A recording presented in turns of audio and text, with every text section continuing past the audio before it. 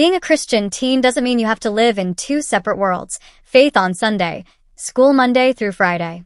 Your walk with God can actually make your school life better, not harder. But let me tell you something. Being a Christian teen girl is not a punishment. It's a privilege. It's not about being left out of the fun. It's about being protected from fake fun that comes with real consequences. And if you feel overwhelmed or out of place, know this. God sees you. He chose you. And you're not just surviving as a Christian teen, you're building the kind of glow and grit that the world can't even compete with. So today, I'm giving you the survival guide I wish I had as a teenager. Let's start with friends, because girl, I don't care what anyone says, who you hang out with shapes your whole vibe. And as a Christian teen, the struggle is real. You want friends. You want a squad. You want to sit at the lunch table and not feel invisible. But at the same time, you don't want to compromise your faith just to belong. Here's what I've learned. You don't need 1,000 friends. You just need a few who actually get you. Proverbs 13 verse 20 says, "Walk with the wise and become wise, for a companion of fools suffers harm." In other words, if your friends are constantly pushing you to do things you know are wrong, they're not friends, they're undercover enemies of your peace. And yes, sometimes that means saying no to the cool group. Sometimes it means eating lunch alone for a season. And let me tell you, I know how much that hurts. Sitting alone, scrolling on your phone, pretending you're fine while inside you're wondering why no one chooses you? Yeah, I've been there. But let me tell you something beautiful. God will always send you the right people at the right time. Pray for godly friends. Pray for people who will hype you up and pray with you. Friendships built on faith last longer than cliques built on drama. Lust and crushes. Okay, let's talk crushes. Because let's be honest, the teenage years are basically one giant roller coaster of emotions. One day you're marrying him in your head, the next day he's talking to another girl and you're crying into your pillow. Here's the thing, having a crush is normal. Being attracted to someone is normal. But lust? That's when it gets dangerous. Lust wants to take God's gift of love and twist it into something cheap. And culture doesn't help. Songs, TikToks, movies, everything screams, be sexy, show more, do more. But let me drop some truth. Your worth is not measured by how many guys like you. You're already priceless because God says so. So when that boy starts demanding you at 1 a.m. talking about WID, sis, you already know. That's not love. That's lust. Love honors. Love waits. Love respects. So here's what you do. Write down your standards. Literally make a list of what matters to you in a guy. If he doesn't love God, respect you, and align with your values, he's not worth your peace. Don't lower your crown for anyone. Clubs and parties. Now on to clubs and parties. Girl, I get it. The lights, the music, the vibe, it looks so fun. You're home in your pajamas scrolling Insta, and everyone else is posting stories from the party. And you feel left out, boring, like the good girl who never gets invited. And listen, I'm not saying you can never dance or have fun. Please. Blast your music, have a sleepover, plan your own hangouts. But choose fun that doesn't come with scars. Don't let fear of missing out trick you into missing God's best. Bullying for your faith. Now, let's talk about something tough. Being mocked for your faith. Maybe people at school call you church girl. Maybe they say you're too holy. Maybe they roll their eyes when you bow your head to pray. And I know it stings. Nobody wants to feel weird or different. But Jesus himself warned us this would happen. In John 15 verse 18 he said, "If the world hates you, keep in mind that it hated me first." So when they mock you, you're actually in good company.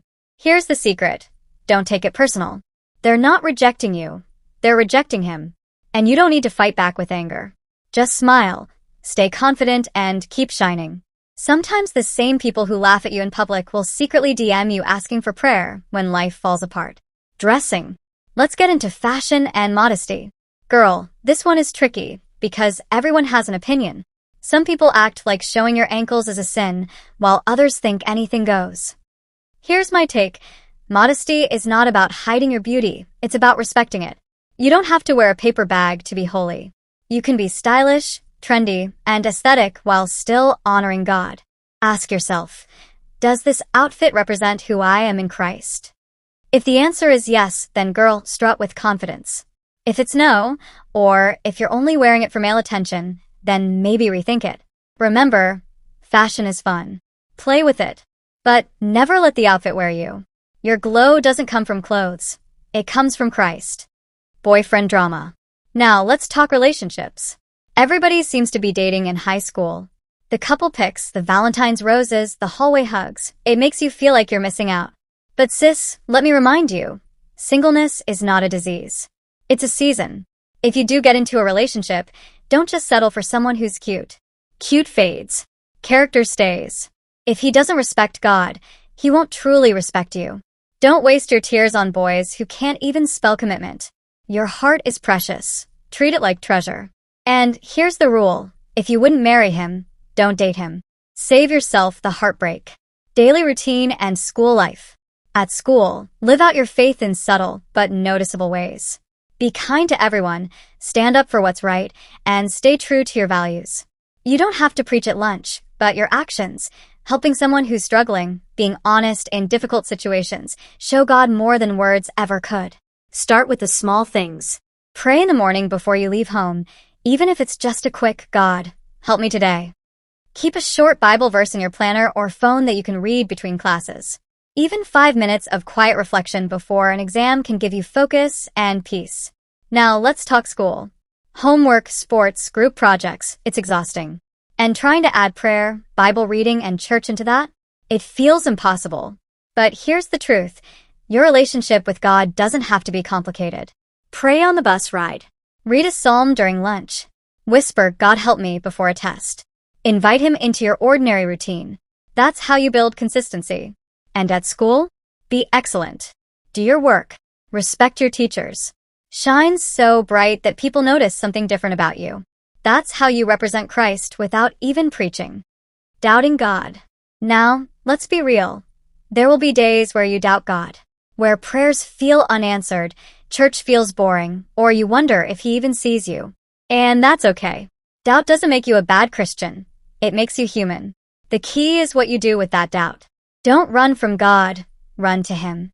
Tell him how you feel. Cry if you need to. Journal your prayers. Read the Psalms. David literally wrote whole songs about his doubts, and God still called him a man after his heart. Courage to stand out. One of the hardest parts of being a Christian teen is wanting to fit in. You see the trends, the challenges, the parties, the vibes, and you don't want to be left behind. But here's the thing. You weren't made to blend in. You were made to stand out. Romans 12 verse 2 says, "Do not conform to the pattern of this world, but be transformed by the renewing of your mind." Translation? Don't be a copy when God created you to be an original. It takes courage to say no when everyone else says yes. But that courage? That's your glow. Social media. Okay, let's talk social media. It's both amazing and toxic. One scroll and you're inspired. The next scroll and you're comparing your life to everyone else's highlight reel. Protect your scroll. Follow people who uplift you. Unfollow accounts that tempt you or make you feel less than. Post with purpose, not just for validation. Remember, likes are not the same as love. And please, don't let your self-worth rise and fall with views. You're not called to chase clout. You're called to carry Christ. Boring Christianity? And now the big one. The lie that Christianity is boring. Girl, no. Christianity is only boring if you make it boring. You can be creative with your faith. Journal your prayers. Make playlists of worship music that actually slaps. Start a Bible study with friends at Starbucks. Serve in church. Use your TikTok to share your testimony. Being a Christian teen girl isn't always easy. Balancing school, friends, crushes, and social media while trying to stay true to your faith can feel overwhelming. But here's the truth. God sees you. He sees your quiet choices, your prayers in the morning, the way you stand firm even when it's hard, and the small ways you bring him into your school life. You're not boring. You're not missing out. You're glowing up in the best way possible, building strength, character, and a faith that will carry you through every test, every friendship, and every challenge. So walk boldly. Shine in your studies, your friendships, and your choices. Laugh loudly. Dress confidently. Love deeply. And never forget, you're not just surviving school as a Christian teen girl.